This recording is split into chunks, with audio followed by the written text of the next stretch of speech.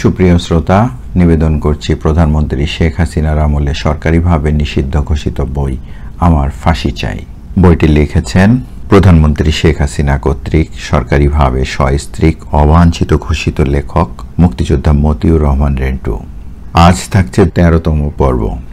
১৩তম পর্বে থাকছে খাতা কলম গোলা বারুদ ও দিগম্বর কাহিনী এবং জেনারেল নাসিমকে ক্ষমতা দখলের প্রস্তাব।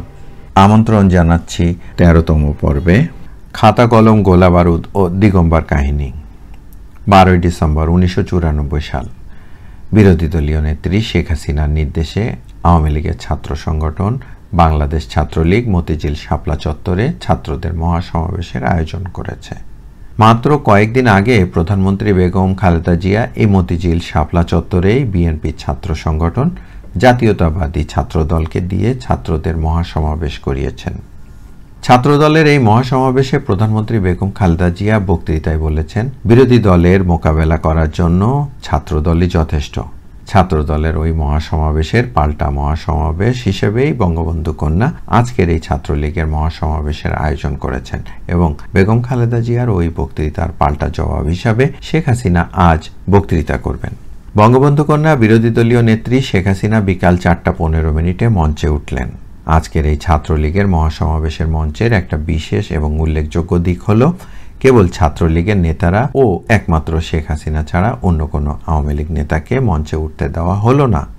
মঞ্চের নিচে উত্তর দিকে আওয়ামী লীগ নেতাদের বসার ব্যবস্থা হলো। শেখ হাসিনা ছাত্রলীগের দ্বারা পরিবেষ্টিত হয়ে মঞ্চে বসলেন।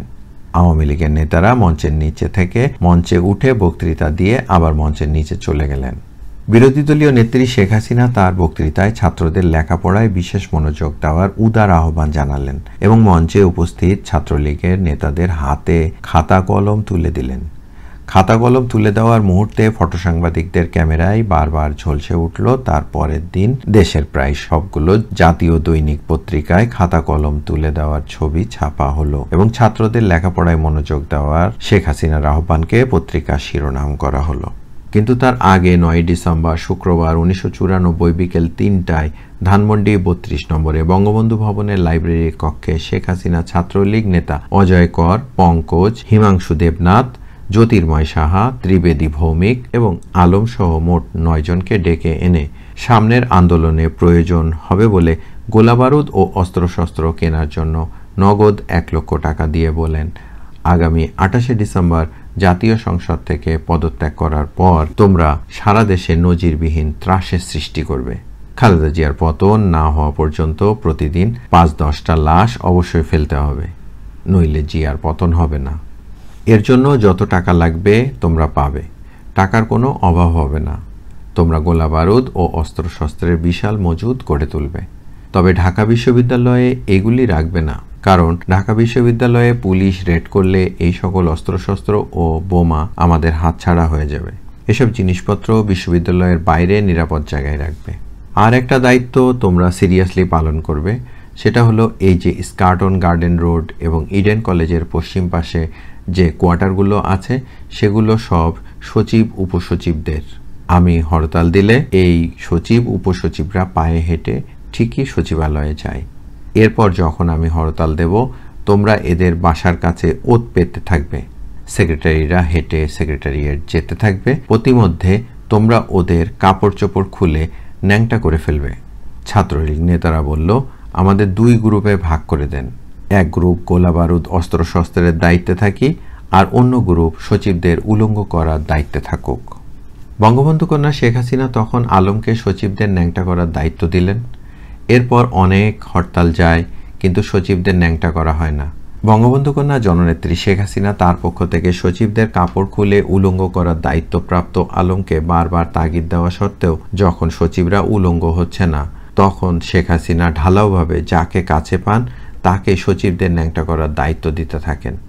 কিন্তু তারপরও সচিবরা উলঙ্গ হচ্ছে না দেখে শেখ হাসিনা ভয়ানক রেগে গেলেন এবং সচিবদের উলঙ্গ করার মূল দায়িত্বপ্রাপ্ত আলমকে নগদ ২০,০০০ টাকা দিয়ে বললেন, এই ২০,০০০ টাকা এখন দিলাম, বাকি আরও ৩০,০০০ টাকা সচিবদের ন্যাংটা করার পর দেব এবং পরের হরতালেই ন্যাংটা করতে হবে, নইলে পুরো টাকা ফেরত দিতে হবে।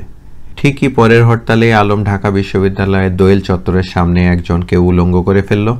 ধানমন্ডি ৫ নম্বর রোডে ৫৪ নম্বর বাড়িতে বঙ্গবন্ধু কন্যা জননেত্রী শেখ হাসিনার কাছে এই উলঙ্গ করা সফলতার সংবাদ পৌঁছালে তিনি খুশিতে মিষ্টি খাওয়ানোর জন্য আলমকে ডেকে আনতে লোক পাঠান।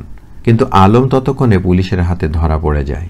তারপরের দিন দেশের সকল সংবাদপত্রে দিগম্বর শিরোনামে ছবিসহ খবর ছাপা হলো। জানা যায় এই উলঙ্গ দিগম্বরের শিকার হওয়া ব্যক্তি একজন সচিব নন, তিনি বাংলাদেশের একজন অতি সাধারণ নাগরিক, গোবেচারা পাবলিক। সেনাবাহিনী প্রধান জেনারেল নাসিমকে ক্ষমতা দখলের প্রস্তাব। কোনো আন্দোলন, কোনো সংগ্রামে কাজ হচ্ছে না। প্রধানমন্ত্রী বেগম খালেদা জিয়া একতরফাভাবে আগামী 15 ফেব্রুয়ারি 7ম পার্লামেন্টের নেত্রী হচ্ছেন এবং দ্বিতীয়বারের মতো সংবিধান অনুযায়ী সরকার গঠন করতে যাচ্ছেন। 7ম পার্লামেন্ট নির্বাচন, বিএনপির পুনরায় সরকার গঠন এবং খালেদা জিয়ার পুনরায় প্রধানমন্ত্রী হওয়া কিছুকেই যখন ঠেকানো যাচ্ছে না, তখন বঙ্গবন্ধু কন্যা শেখ হাসিনা 17 জানুয়ারি 1996 সন্ধ্যায় শেখ রেহানার ননদের গুলশানের বাড়িতে কর্নেল তারেক সিদ্দিকীর সাথে গোপনে আলোচনা করেন এবং তারেক সিদ্দিকীর মাধ্যমে সেনাবাহিনী প্রধান লেফটেন্যান্ট জেনারেল আবু সালে মোহাম্মদ নাসিম বীর বিক্রমকে রাষ্ট্রীয় ক্ষমতা দখল করার প্রস্তাব দেন।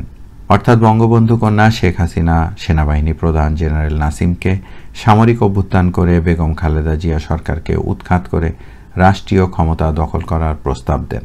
শেখ হাসিনা তার নিজের তরফ থেকে এবং তার দল আওয়ামী লীগের তরফ থেকে সেনাবাহিনী প্রধান জেনারেল নাসিমকে কু করার ব্যাপারে সার্বিক নিঃশর্ত সমর্থন ও সর্বপ্রকার সাহায্য সহযোগিতা করার পূর্ণ আশ্বাস দেন। 1982 সালে বিএনপি সরকার উৎখাত করার জন্য জননেত্রী শেখ হাসিনা তখনকার সেনাবাহিনী প্রধান লেফটেন্যান্ট জেনারেল হুসেন মোহাম্মদ এরশাদকে যেভাবে আমন্ত্রণ জানিয়েছিলেন এবং সাহায্য সহযোগিতা ও সমর্থনের আশ্বাস দিয়েছিলেন, ঠিক একইভাবে 1996 এর মধ্য জানুয়ারিতে শেখ হাসিনা সেনাপ্রধান জেনারেল নাসিম বীর বিক্রমকে ক্ষমতা দখল করার জন্য সাহায্য সহযোগিতা ও সমর্থনের আশ্বাস দিলেন। কিন্তু এবার সেনাবাহিনী প্রধান লেফটেন্যান্ট জেনারেল আবু সালে মোহাম্মদ নাসিম বীর বিক্রম বঙ্গবন্ধু কন্যা শেখ হাসিনার প্রস্তাবে সায় না দিয়ে উপরন্তু বলে পাঠালেন, আমি পেশাদার সৈনিক। পেশাদার সৈনিককে পেশাদার সৈনিকই থাকা উচিত এবং দেশে বর্তমানে যা চলছে তা রাজনৈতিক সংকট। রাজনীতিবিদদেরই এই রাজনৈতিক সংকট রাজনৈতিকভাবে মোকাবেলা ও নিরসন করতে হবে। সেনাবাহিনী এই সংকটে জড়িত হয়ে নতুন সংকট সৃষ্টি করবে না। এরপরে জননেত্রী বঙ্গবন্ধু কন্যা শেখ হাসিনা প্রচণ্ড হতাশ হয়ে এই দেশে আর থাকা যাবে না বলে মন্তব্য করেন। সুপ্রিয় শ্রোতা, এখানেই শেষ করছি 13তম পর্বের। সেই সাথে আমন্ত্রণ জানাচ্ছি 14তম পর্বে। 14তম পর্বে থাকছে পুলিশের লাশ চাই, মিলিটারির লাশ চাই। ভালো থাকবেন, ধন্যবাদ।